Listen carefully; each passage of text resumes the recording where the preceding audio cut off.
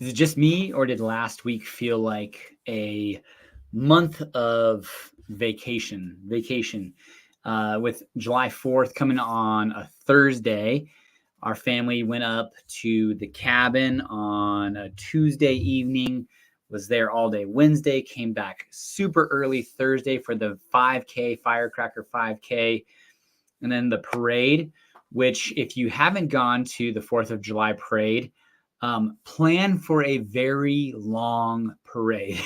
In fact, Janae was the grand marshal. It was cool to see her, especially with it being 2024 Olympic year.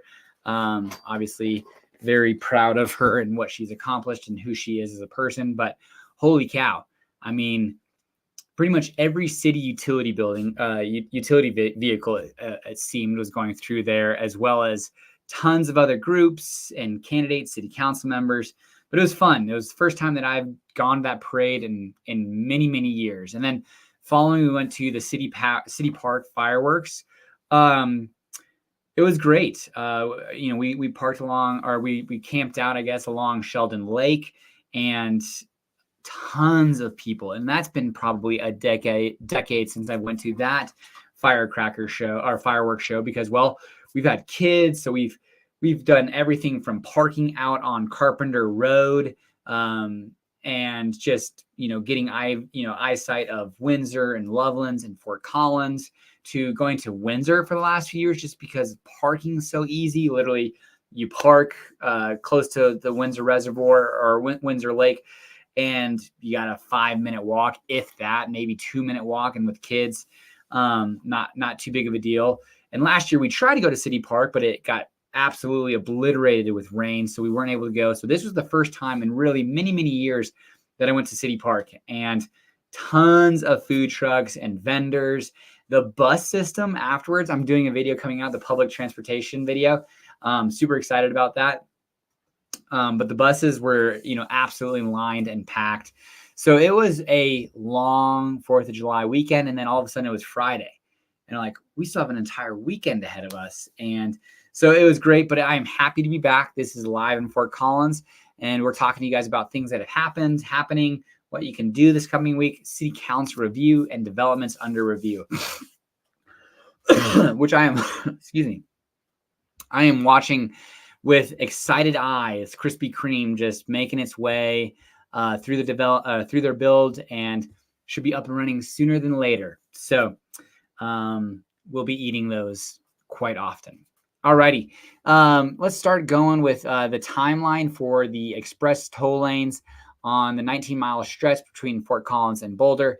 It's currently and has been free this entire year. Now, what has not been free is if you cross the double white line. And apparently, the technology that they've got for that is pretty solid, because if you're crossing those double white lines, you're going to get a ticket. So don't do that. I believe it's $75.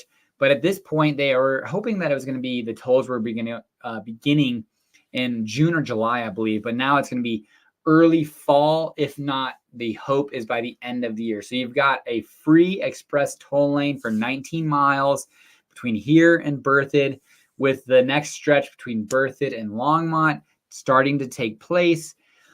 And we're going to see that construction project go for the next 4 or 5 years. And then have 3 miles all the way from Fort Collins to Denver. Imagine that. And we'll need four lanes. Sorry, we'll have 3 lanes all the way from Fort Collins to Denver. And at that time, we're going to need 4 lanes. Well, hopefully not. I think 3 lanes will be just fine. It's been 35 years that we've had 2 lanes, and now we're going to have 3 lanes. And I think we'll be just fine with that. But free for now, early fall, possibly by the end of the year. Timnath got a new air quality monitoring system. And my question to that was why is that important? And it's at Bethke Elementary, and they're adding another one in Loveland. And now, and this might be me becoming like a curmudgeon old guy or something like that. I'm not sure. But, I really hardly look at the air quality on my phone. And there was one time in my life that I was like, I should not be outside. And we had some fires in 2012 or 2013. And me and a couple of buddies were like, let's go ride the Horsetooth Dams. And, excuse me. we started riding, and this is during very much aware of the fire that was in Colorado at that time. And we're like, no, no big deal. But we were riding, and it was like, all right, I can literally smell the smoke coming into my body, and like it is too much. So we started off at Harmony. We got off at Prospect Road, went and had breakfast, and we were done.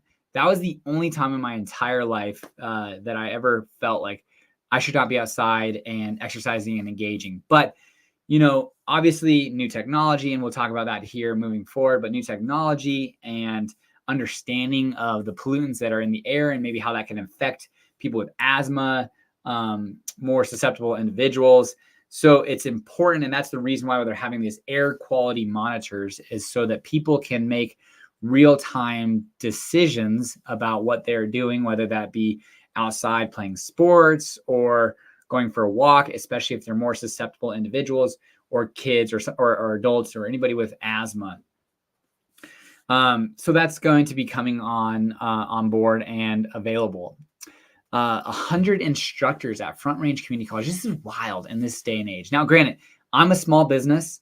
I have a payroll, and for the longest time, even up till about the beginning of this year, I was writing handwritten checks for payroll. But I'm a small business, less than 10 employees, and so my employees understood. Now, I don't think I was late very often, but in the 5 years that I've ran payroll, probably late a couple of times, maybe a day or so.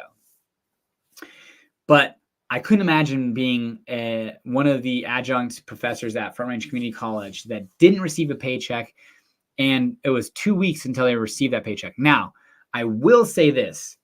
There was people filing for unemployment. They were having credit issues. So I think the moral of that story is do whatever you possibly can to have some sort of savings buffer. 1 month minimum, if not, hopefully the rule of thumb for financial security is 6 months, 3 months minimum, 6 months preferred. But at minimum, you should have 1 month of savings to hopefully take the blow from a mistake like a payroll. And a lot of people, a lot of clients that I've worked with, I asked them, hey, do you want to put less money down because there was an expense that was kind of higher than we were thinking? And we can save that cash so that you can, maybe build that fence that you wanted after closing. And the comment was like, no, I get paid every 2 weeks. No big deal. And now this individual was very, very financially secure, very, very well off. And so no big deal on that side of things. But that mentality of I get paid every 2 weeks, it just is like, it's basically just fills the bank account. And a situation like this is definitely something that's not acceptable, especially from a company and an institution as big as Front Range Community College. And apparently it's not the first time, but they're going to work on getting their payroll system taken place. But I mean, there's so many different things. So the moral of that story to me is a financial lesson to these 100 professors who adjunct professors, and maybe some of them, not all of them, but some of them that had to go through and file unemployment and kind of fight off creditors or miss their mortgage payments. Definitely not a fun time, and I absolutely feel for you. But the moral of that story is do whatever you possibly can to get 1 month savings in place and ready for if something like this were to happen, whether that be, a bank having an issue with, if you're at a small bank or any number of things going on. So not acceptable. I feel for those individuals that had to go through that situation. Very stressful, very not fun, especially during the holiday time period. But hopefully they take that opportunity to, one, enjoy that $500 stipend that they're going to get reimbursed for from Front Range Community College saying sorry, but then two, build that savings. The 9/11 memorial was installed. A 3,000-pound I-beam was installed, along with 343 pavers that represent the 343 firefighters that were killed in the 2001 terrorist attacks for 9/11.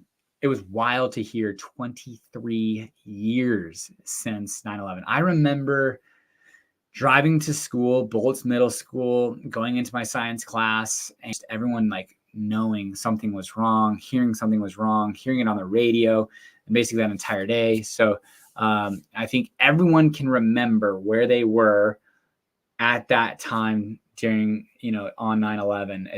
It was wild. But there is now a memorial in Fort Collins that has a piece of the Twin Towers and representation of the people who lost their lives on that day as far as firefighters. So definitely something that Fort Collins is proud of and is proud to represent. So that's something that I'll have to go check out here sooner than later.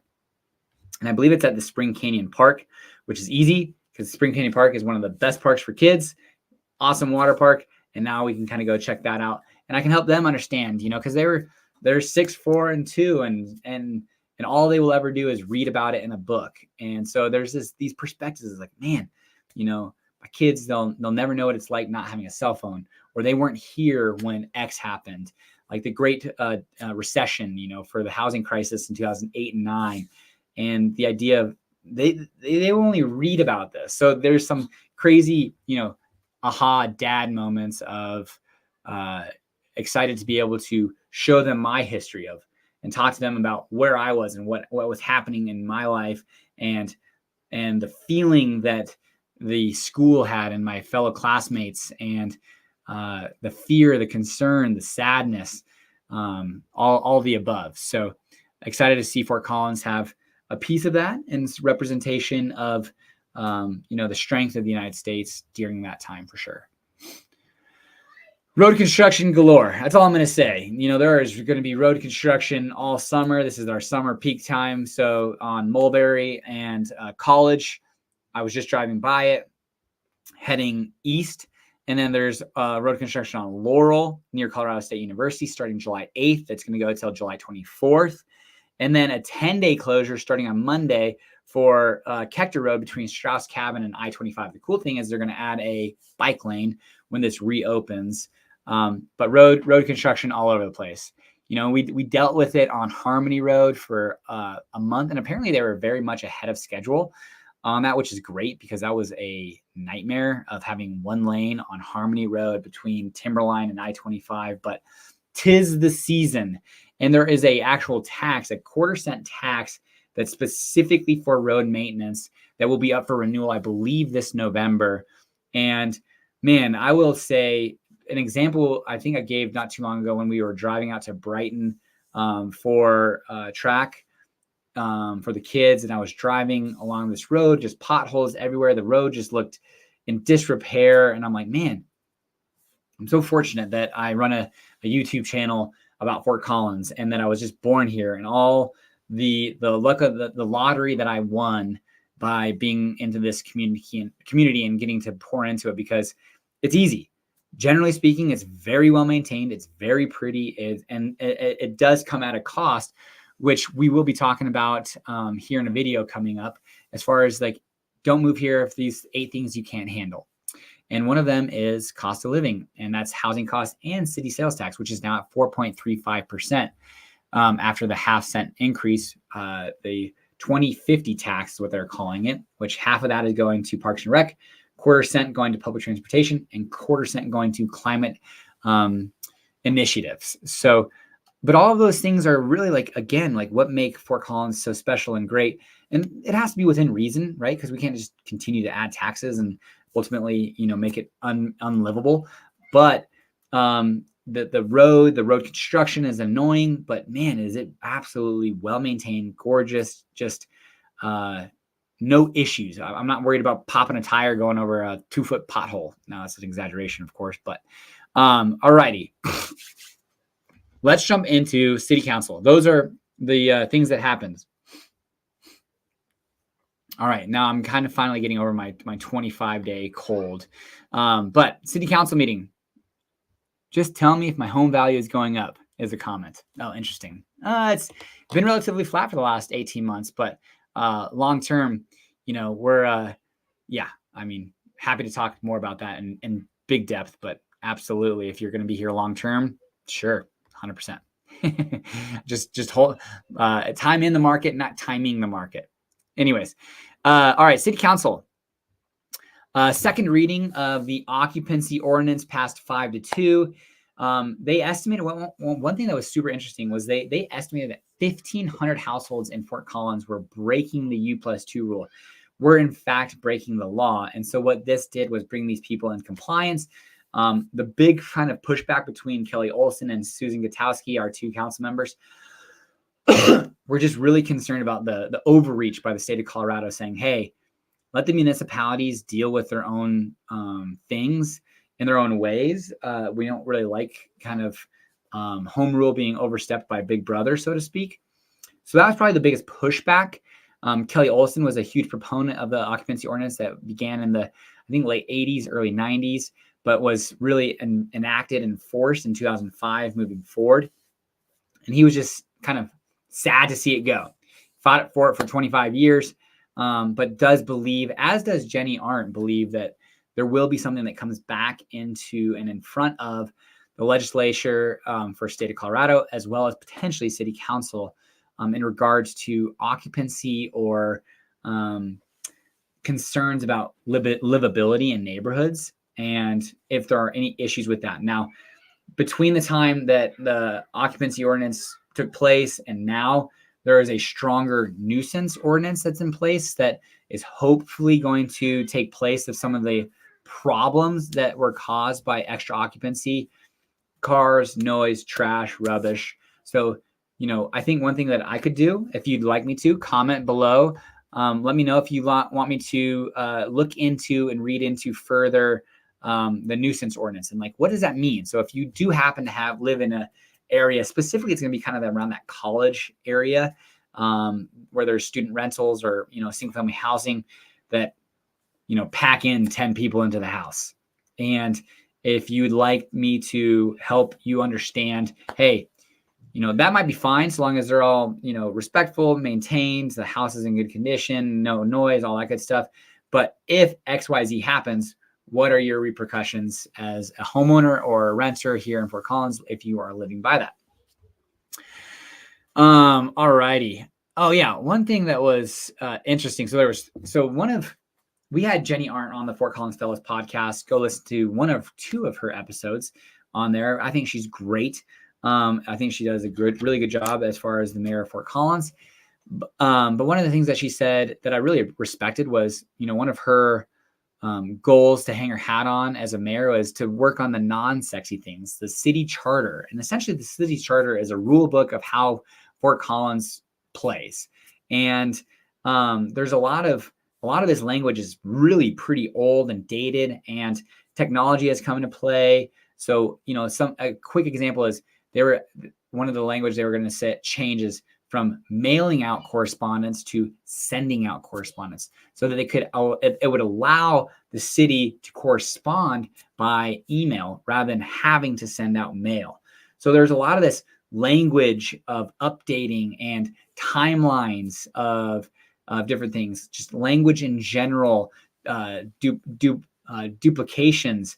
And so they're going to go through, and they're starting with these 3 amendments. Let's see here: referendums, initiatives, recalls, and can't remember the third one. I didn't have it written down. Or maybe I did.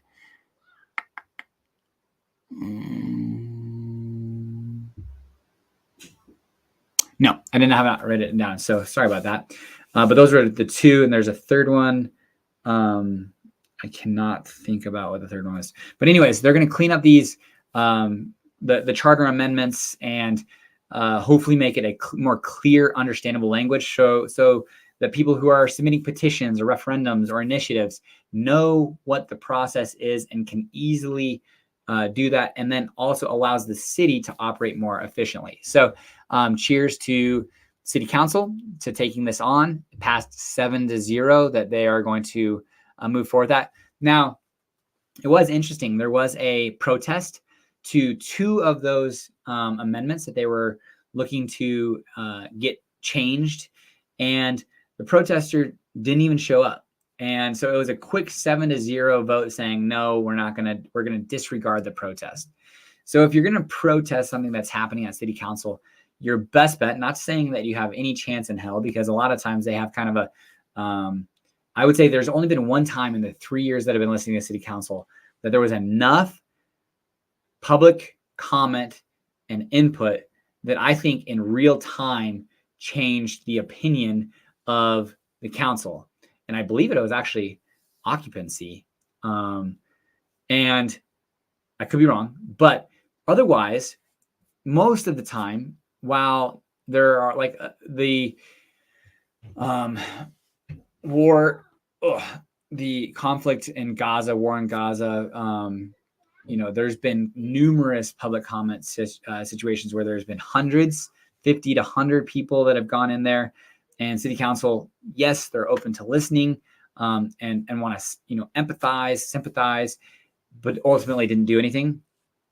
So I would say, generally speaking, that's kind of the expectation, is if they've discussed something before in the work session, pass it on first ordinance, and if it's on the second reading and second reading, it's probably not necessarily going to change anything. But don't just not show up. Like, absolutely go to city council, have your voice be heard, but don't show up, because it was passed 7-0 to remove the protest. So just a waste of everybody's time. Which was interesting. Okay, so one thing to remember in Fort Collins, ranked choice voting doesn't start this year, which is an election year for presidents.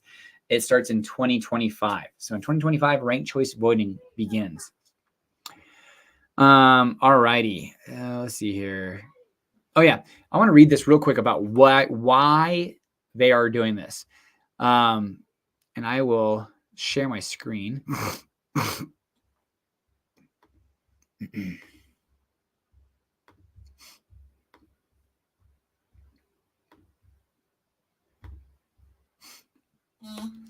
Let's see here.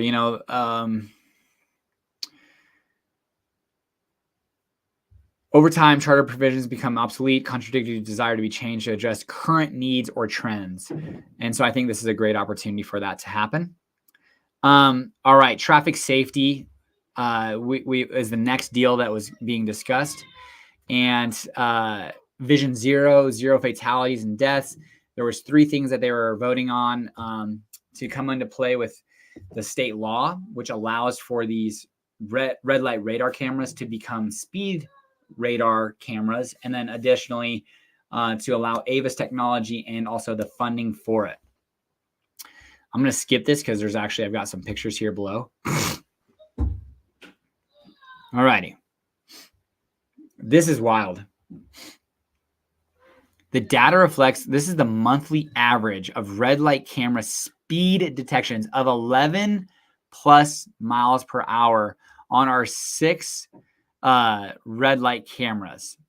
Now, Harmony and Shields are newer, so they don't have a great data, but I want to zoom in even more. Let's see if we can, Look at this. At Prospect and Shields, 16,000 speeding tickets would be issued on average at Prospect and Shields, followed by Harmony and Shields at 2,892, Drake and LeMay, Harmony and Timberline. I mean, speed is a main contributor to serious accidents and fatalities. So trying to curb the speed in Fort Collins is a huge desire. And this technology allows this to take place. So what this is the automated vehicle ID system, AVIS, and it's going to generate a lot of revenue. And all 3 motions passed 7-0. But look at the revenue this is going to generate. Let's see if this is too big. It's not. We good. Perfect. So this is the current AVIS revenue. So this is like the red light cameras. So $1 million. And by 2025, when it's really all in play, 3.5 million. And then the following year, it's actually going to be more because they have these upfront costs that they won't necessarily need. Oh no, it's just showing it. $200,000. Where's the difference? The delta, 570 million. Anyways, the significant increase in revenue is going to be real. And this isn't a money grab, because what they're suggesting is the revenue that's being generated is going to have to flow into traffic control initiatives, traffic safety initiatives. So, and that's very broad. There's a conversation about the Southeast Community Center that was also contested specifically by Kelly Olson, saying, this language allows there to be kind of this ability to use funds how you want. So, just off the cuff, traffic safety initiative. Well, I mean, that could be a bike lane or bike trail that is nowhere near any of the streets, but the idea would be to get more people on their bikes to be able to get off streets. So that could be considered a traffic safety initiative. And they could take some of this money that's going to be generated and put it there. So it's pretty vague, but maybe there are specifics that they can use this for. But it's going to generate a lot of money. I mean, $5 million versus $1 million, 1.3 million. So an extra $3.7 million annually. All righty. And when is it going to take place? Well, probably by the end of this year, beginning of next year. So, and this isn't everything. I want to jump down to one more thing. So the 6 red light traffic cameras will also start to conduct speed tickets or produce speeding tickets. And the reason it's 11 miles per hour or over, specifically for the Avis technology, is because it's plus or minus 1 mile per hour is how accurate the Avis system is. So minus 1 mile per hour is 10 miles per hour. And under 10 miles per hour, there's some rules and guidelines of having to issue warnings on the first stop. And then on the second stop, you can actually issue a citation. Whereas 10 miles per hour or over, you can issue a citation on the first one. So they don't want to deal with the headache of having to send a warning first and then a ticket. They just want to start ticketing you. And a big question from Kelly Olson was, is this going to remove the need for police officers on the street from its current level? Are we going to rely more on technology than we are on actual in-person, police officers? Because what his opinion was, and it's true, is the speeding tickets and the red light tickets are not going to be able to give you a ticket that reduces points or gives you points against your license. Whereas when you get the citation from a police officer, you will get points against your license, which generally speaking, what his theory was is that the more affluent or well-off people, they're like, whatever, it's $50, $75, $100. But a ticket or points off your license could be more impactful for those individuals, because hey, you wouldn't be able to drive, and it doesn't matter how much money you got per se, unless you've got a chauffeur everywhere. If you can't drive your car, it's going to impact your life. So, and the answer from the Fort Collins Police Department was no. This is not going to decrease the need for police officers, and we're not going to decrease that activity on the roads. Here are the tier 1 and tier 2, which is what the city wants, speed corridors. It seems like we're going to have 2 Avis systems, and they will be marked. And that's part of the state law, saying this is a speed trap for essential, speed designated area that we could be tracking your speed. And so you see tier 1 was all the red, tier 2 is the purple, and we're going to have them in both. And the Avis systems will be moved probably every 30 days, but they could just very well be sitting along, let's just say, between Prospect and Drake or on College Avenue. And so if you're speeding there, not only could you get ticketed at College and Drake, but you could get ticketed between College and Drake.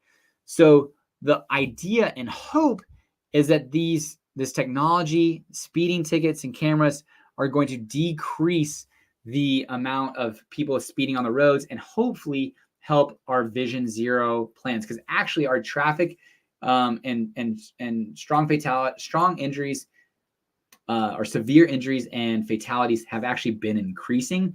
But there is also, and I don't have these pictures, but there is also data that shows the red light traffic infractions at Harmony and Timberline has decreased over the years that it's been in play. So people will hopefully adjust their behavior based off of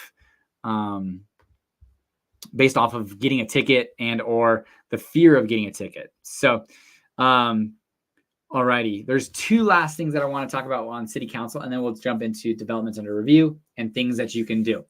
But they're looking at, and they've passed it 7-0 of changing public comment for from what its current like unlimited time frame, which there can be times where public comment could have 150 people and they'll decrease it to like 1 minute per person, but there's still buffer times. I mean, it can go for 3 hours. I've seen a public comments time period go for 3 hours, and it's important.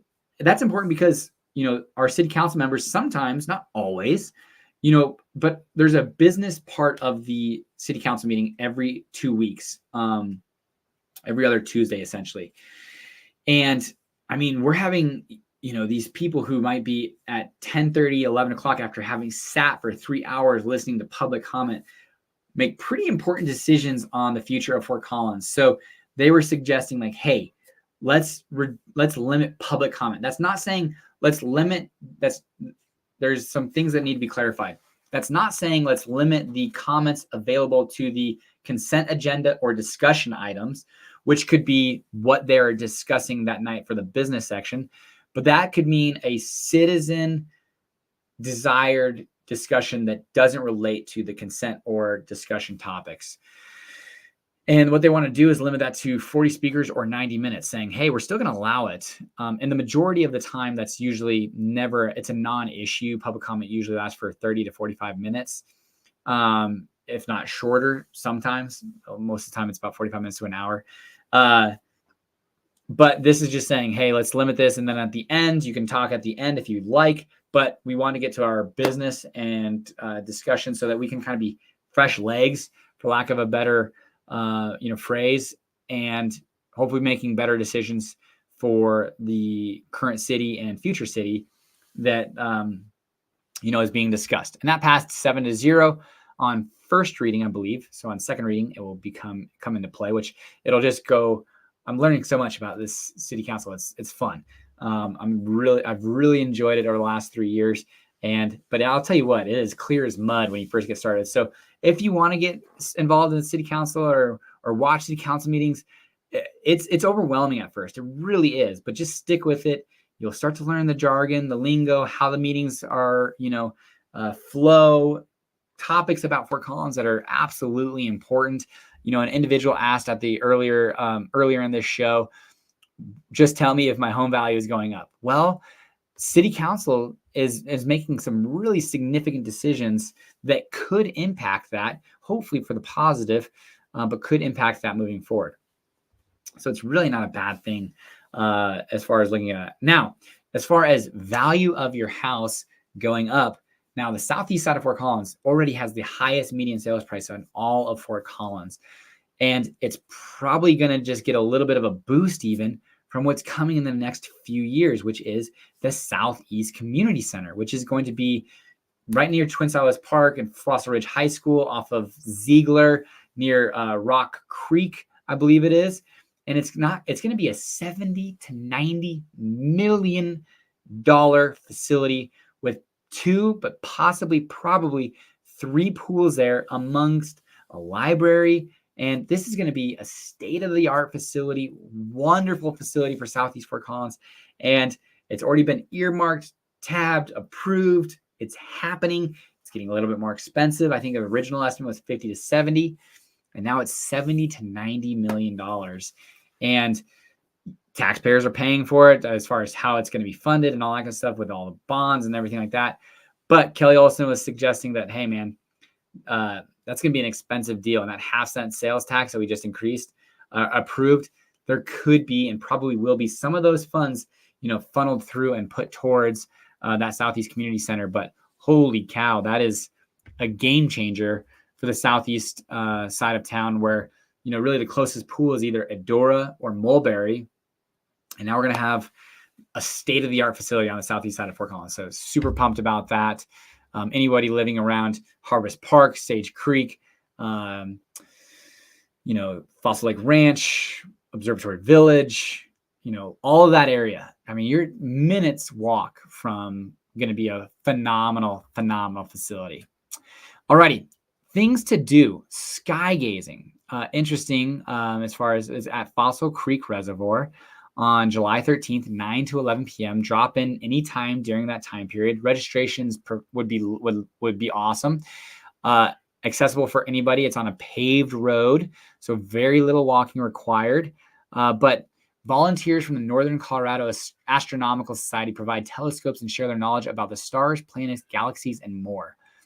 Pretty sweet. I mean, I've never been into watching the sky or stars or anything like that, but we've got a cabin now up in Red Feather, and I mean, the sky is amazing. And so I'm like, all right. And then my father-in-law busted out an app that showed kind of where stars are, the moon, and all that kind of stuff. I was like, okay, I need to get a little bit more involved. But there are experts out there, and this would be an opportunity for you to go and explore and learn a little bit more about that. The Loveland Concert Band Summer Concerts in the park. This is the last concert of the summer, and it's at the Hammond Amphitheater, North Lake Park Road in Loveland. Now, when we did the Lake to Lake Triathlon on June 22nd, I think it was, I was like, man, this amphitheater is sweet, and it is awesome. It's right by Loveland High School, and that is, I guess, the Hammond Amphitheater. Now, I will say my only thought was the sun was going kind of, going to be heading over it. So at 7 o'clock, you should be good. It should be behind some trees, but just in case, if you're going to that on July 9th, bring a hat at minimum, maybe some sunscreen. But I will say, if there was like a early evening play or concert and like at 4:35, I mean, that sun would have to be pelting down on the Hammond Amphitheater. But that amphitheater is awesome. So worth going to just to see the amphitheater, but there is going to be their last summer concert there. Free paint recycling event this Saturday, I believe, June 13th. Yes, this Saturday, 10 to 2 p.m. at Timberline Church. Now, if you have any recycling paint that you need to be recycled, here is what you can bring.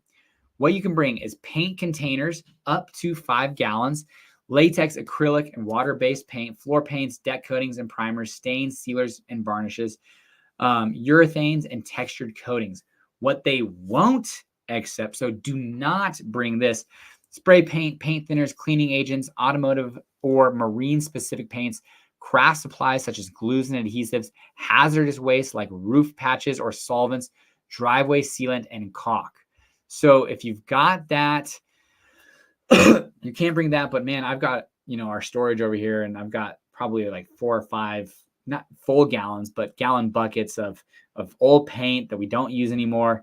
That would be great to get rid of, and you can get rid of it for free this Saturday. This Tuesday, July 9th, Odell Brewing Company, there is going to be a summer night, music, food, drinks, raffles, and silent beer auction, beer and wine, and all the proceeds are going to the Jacob Center. So this is kind of, apparently there was 3 social workers that started the Jacob Center in 1988. And what they do is to help at-risk youth and young families, and they help hundreds of families every year. So definitely a worthy cause in Larimer County this Tuesday, July 9th. So go check out that for sure. Now, I haven't talked too much about developments under review, except for the Krispy Kreme that's coming on near Harmony and College. Super stoked about it. But there is a bank. The Bank of America is wanting to demolish and build a bank at Inca.